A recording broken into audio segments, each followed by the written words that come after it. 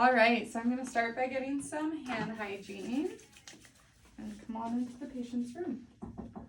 Hi, how are you? Good. Good. My name is Allison. I'm going to be your nurse for the next 12 hours. Can I get your name and your date of birth? Yep, it's Emma Jones, December 12th, 1999. Okay, perfect. Hi, Emma.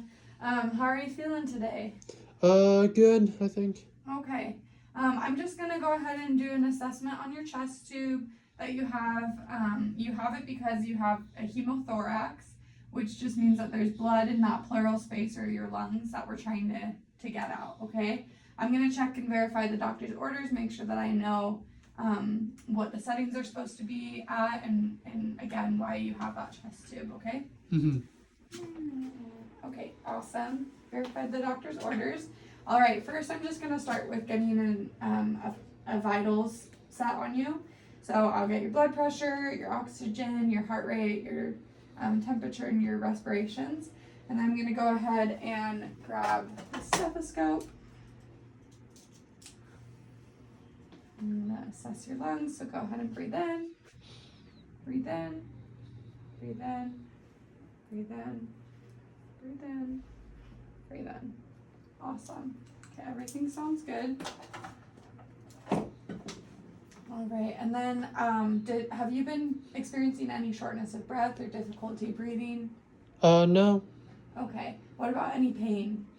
Nothing abnormal. Okay, probably just a little bit, but where the chest tube is. Yeah. Right? Yeah, that's pretty normal. Is it okay if I lift your gown and just Sure. examine the Yeah. area?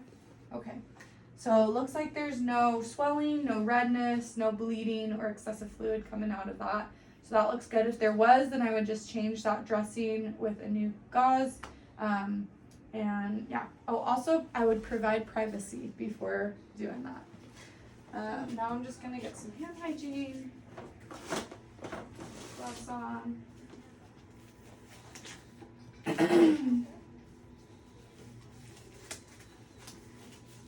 Okay, I'm just going to palpate this tubing all the way down to the canister. Okay, and then I'm going to palpate this tubing from the canister to the suction device.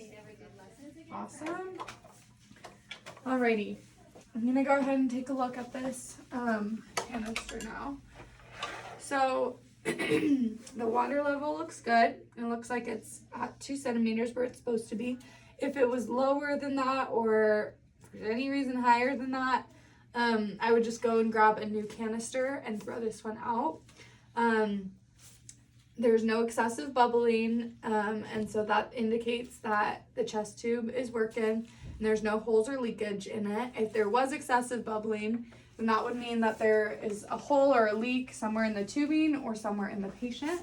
And so I would grab these clamps and I would go ahead and clamp it somewhere. And if the bubbling stops when I clamp it, then there's a leakage somewhere above the clamps. So I would keep doing that throughout the tube until I get closer to the patient. And if it's closer to the patient and it's still not stopped bubbling, then, or if it's closer to the patient and it stops bubbling, then that indicates that there's something going on inside the patient, some sort of leak or hole. And I would notify the MD. I'm also going to watch for the oscillating of the water, so going up and down with the breathing. That's normal to see. I'm going to look at the orange bellow right here. Because this is a mannequin and the suction is not on, it's not where it's supposed to be, but it should be around this arrow according to the doctor's orders. And if it was not in the correct spot, then I would turn up the suction and make sure that it gets to that correct spot. And then lastly, I'm just gonna check the fluid level.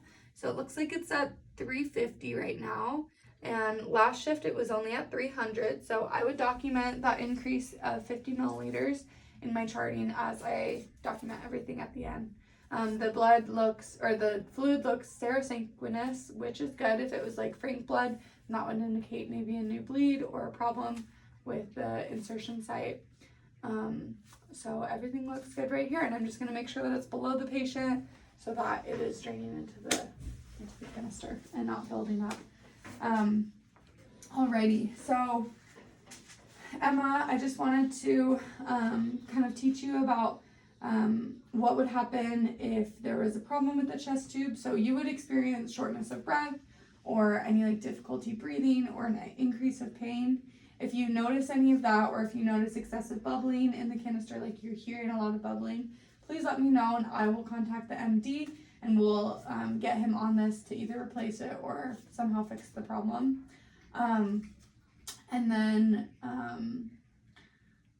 also, the doctor has let me know that he wants the chest tube in place for at least another day, and then he's going to reassess tomorrow and just see if you still need it or not. We just want to make sure we get all of that blood out of your lungs so that it doesn't cause infection, and that so your work of breathing is easier and lighter, okay? If you experience an increase of pain or anything like that, please let me know as well, and I'll let the doctor know, and that could also indicate a problem. Do you have any questions for me? No, I think I'm good. Okay, awesome. Well, you have a great rest of your day, and I'll be back to check on you later, okay? Okay. Hand hygiene. I'm going to document that I educated the patient on what to do if anything like shortness of breath increases or pain increases, and then document all my assessment findings, including the blood level increase and the fluid, what the fluid looks like. Perfect. Okay.